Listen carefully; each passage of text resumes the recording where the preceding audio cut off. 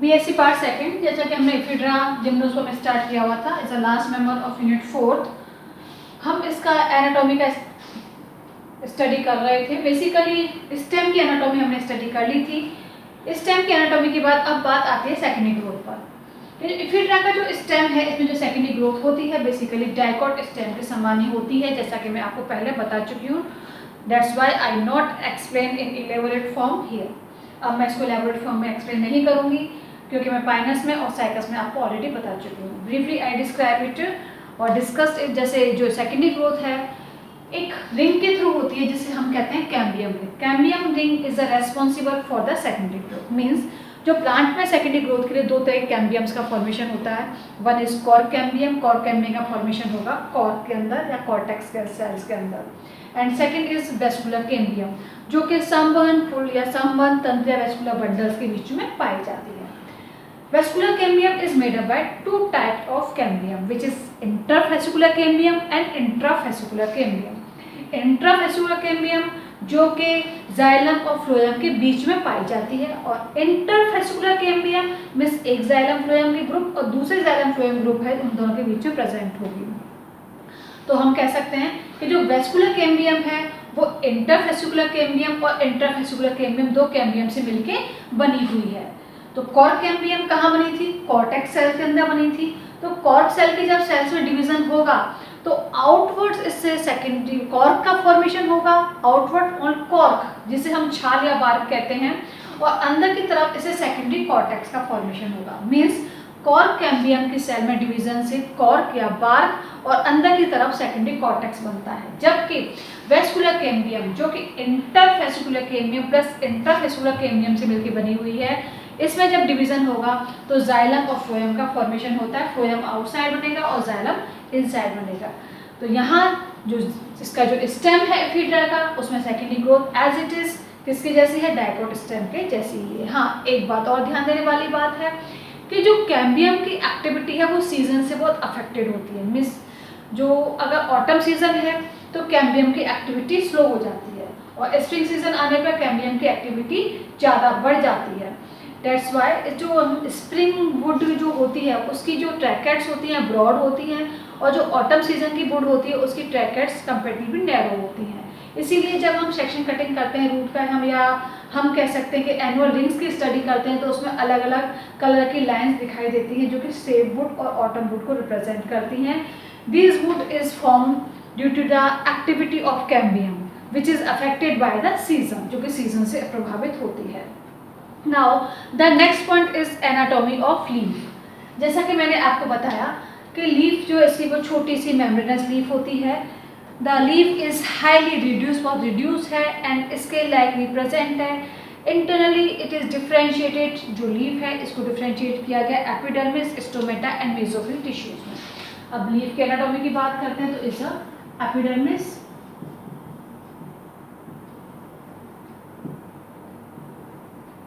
second is stomata, and third is mesophyll tissues.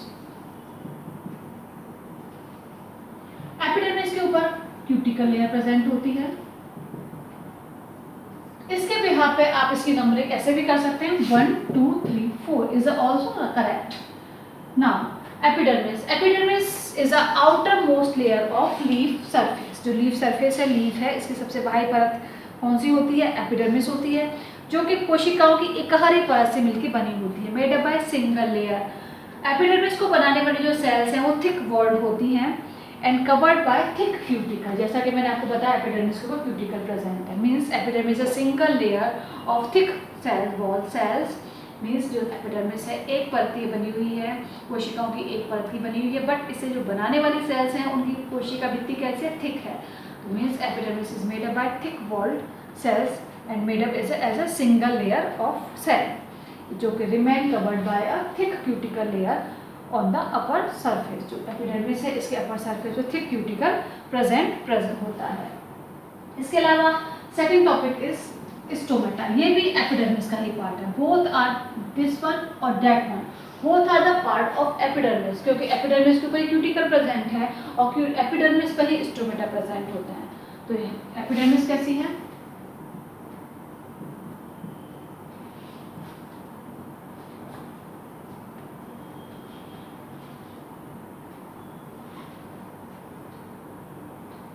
Thick walled cell की कैसे एक परत है कोशिकाओं से मिलकर बनी हुई है। स्टोमेटा कैसे है? हैप्लोचैलिक स्टोमेटा होता है, हैप्लोचैलिक एंड सेकंड मींस धसे हुए। हैप्लोचैलिक स्टोमेटा हम उसे कहते हैं जब सब्सिडी सेल्स और गार्ड सेल्स दोनों का ओरिजिन एक सिंगल मदर सेल से होता है। This type of stomata is called haplocheilic stomata. Now mesophyll tissues. Mesophyll tissues basically differentiated into palisade और स्पंजी, लेकिन इनका जो डिफरेंशिएशन है not well clear. That's why we also can say mesophyll tissue compose by single type of cells. But जब हम closely इसको identify करने की कोशिश करते हैं तो outer most layer is made up by elongated palisade cells and middle part of spongy cells. Mesophyll tissue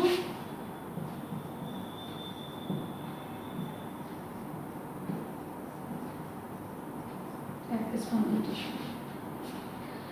And fourth is a vascular bundle. Fourth is a vascular bundle which is present at the midrib part of the leaf. जो leaf का जो midrib वाला part है वहाँ vascular bundle present होते हैं। The vascular bundles present in the midrib region of the leaf. Two vascular bundles are present in the parenchymatous tissue. जो बीच में जो लीफ के parenchymatous tissue होते हैं उनके बीच में दो vascular bundles present होते हैं। These vascular bundles are collateral and closed. This closed जो शब्द है जो टर्म है वो सेकेंडरी ग्रोथ को स्टॉप को बताता है। मीन्स जहाँ सेकेंडरी ग्रोथ प्रेजेंट होगी वहाँ हम ओपन टर्म को यूज़ करते हैं, बट लीफ में सेकेंडरी ग्रोथ नहीं होती है। मीन्स यहाँ जो वेस्कुलर बंडल है कैसे है, कोलेट्रल एंड क्लोज टाइप के वेस्कुलर बंडल हैं। लेकिन इनमें जो जाइलम प्रेजेंट होता है वो एडेक्सियल सरफेस की तरफ प्रेजेंट होता है। Means they carry adaxial xylem.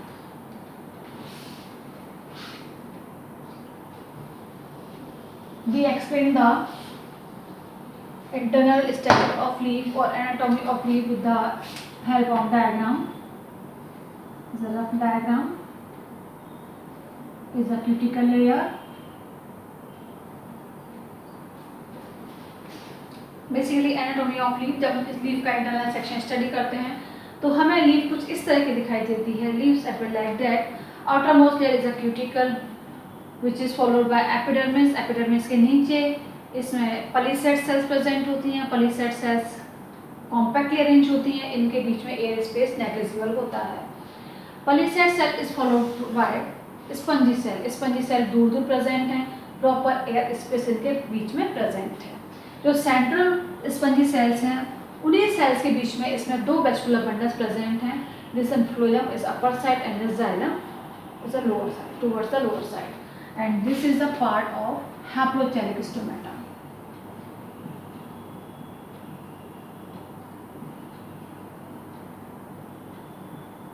It's a part of haplochelic stomata. Now, anatomy of Ephedra has completed. Next topic is reproduction.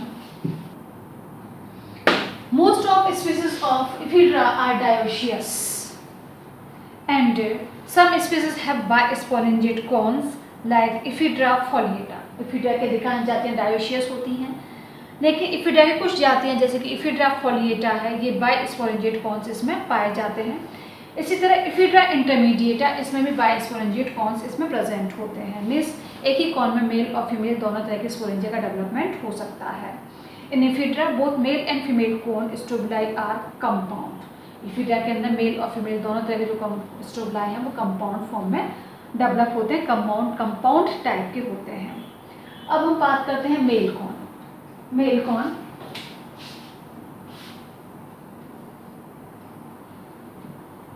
Cone is a male reproductive part जिसमें microsporangia का development होगा और microsporangia के अंदर microspore या मैलगेमेट्स का formation होगा।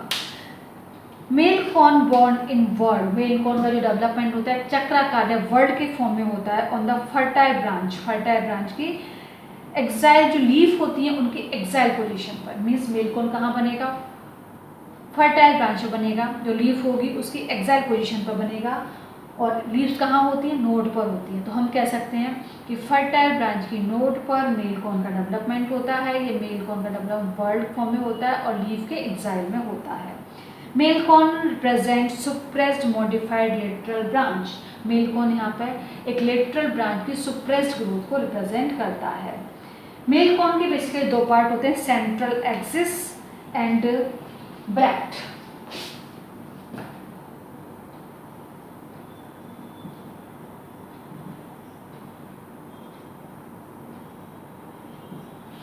Central axis जो मध्य में एक एक्सिस प्रेजेंट होता है, एक खम्भ प्रेजेंट होता है जिसके चारों तरफ ब्रैक्ट अरेंज होते हैं। तो सेंट्रल एक्सिस इसका मेन पार्ट है जो कि इसको स्तंभ का निर्माण करता है, फॉर्म अ कॉलमिना, और ब्रैक्ट इस पर प्रेजेंट होते हैं।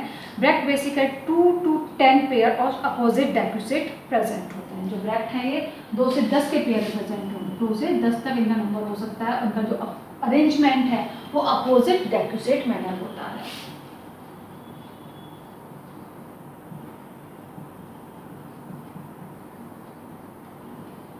अपोजिट डेक्यूसेट मैनर में ये प्रेजेंट होते हैं। मेल कॉर्न पे जो ब्रैक्ट हैं इनको हम कहते हैं माइक्रोस्पोरोफिल कहेंगे इन ब्रैक्ट को, क्योंकि इनमें माइक्रोस्पोरेंजिया का फॉर्मेशन होता है।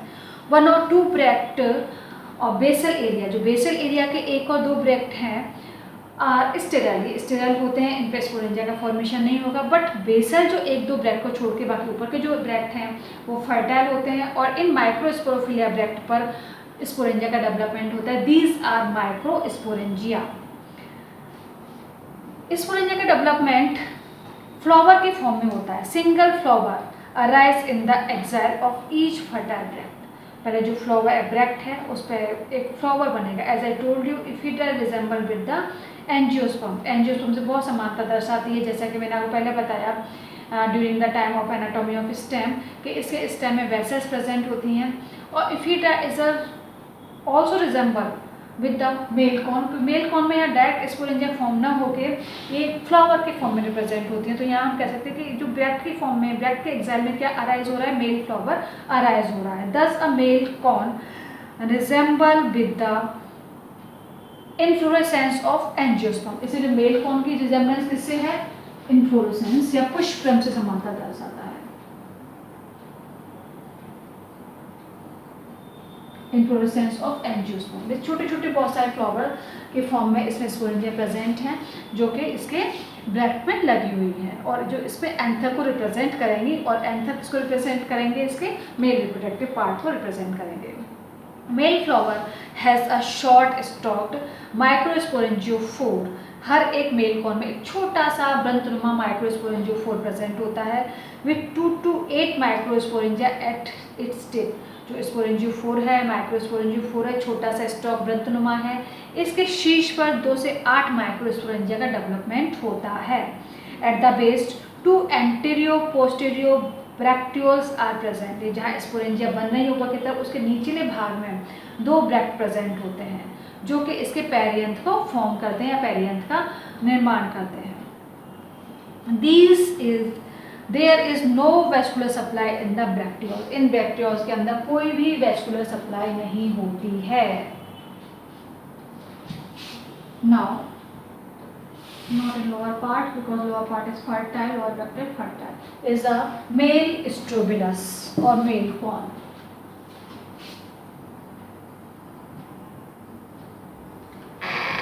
Male strobilus or male corn is a axis, central axis जिसे हम कहते हैं the bracteoles या bracts भी कह सकते हैं। bracts is a male flower। हर एक मेल फ्लावर में मैंने आपको बताया कि स्पोरेंजिया का फॉर्मेशन होता है। जब बेसल, जो कि मैं आपको बताया कि बेसल पार्ट में 2 ब्रैक्टियोल्स प्रेजेंट होते हैं जो कि इसके पेरियंथ को फॉर्म करते हैं।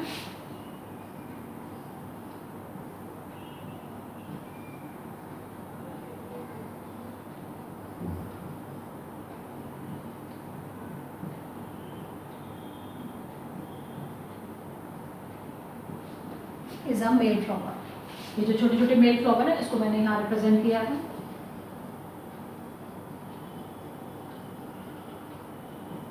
Male flower is a perianth.